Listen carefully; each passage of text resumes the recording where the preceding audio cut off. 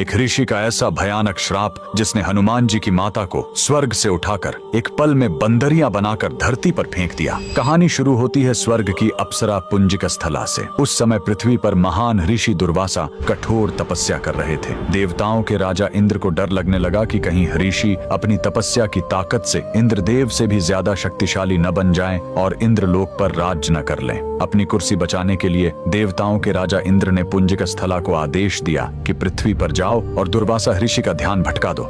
इंद्र के आदेश पर वह ऋषि के आश्रम गई और उनकी तपस्या में बाधा डालने लगी। ऋषि दुर्वासा ने गुस्से में आंखें खोली और उसे श्राप दे दिया। तूने एक चंचल वानर की तरह हरकत की है, जा पृथ्वी पर तेरा चेहरा भी वानर जैसा हो जाएगा। अप्सरा ने रोते हुए ऋषि के पैर पकड़ लिए। तब ऋषि ने दया दिखाई और मुक्ति का उपाय बताया। जिस दिन तुम भगवान शिव के 11वें रुद्र अवतार को जन्म दोगी, तुम वापस अप्सरा बन जाओगी। इसी श्राप के कारण उस अप्सरा ने पृथ्वी पर वानर राज कुंजर के घर बेटी के रूप में जन्म लिया, जिनका नाम अंजना पड़ा। बरी होने पर उनका विवाह महान वानर योद्धा केसरी से हुआ, लेकिन श्राप से मुक्ति पाने के लिए उन्हें एक पुत्र की आवश्यकता थी। इसलिए माता अंजना ने हम्पी के इसी अंजनाद्रि पर्वत पर भगवान शिव की घोर तपस्या की। सालों की तपस्या से शिव जी प्रसन्न हुए और वायुदेव के माध्यम से अंजना के गर्भ में दिव्य शक्ति स्थापित की। और तब इसी पहाड़ी पर जन्म हुआ बजरंग बली का। हनुमान जी के जन्म लेते ही माता अंजना का श्राप टूट गया। आज कर्नाटक के हम्पी में स्थित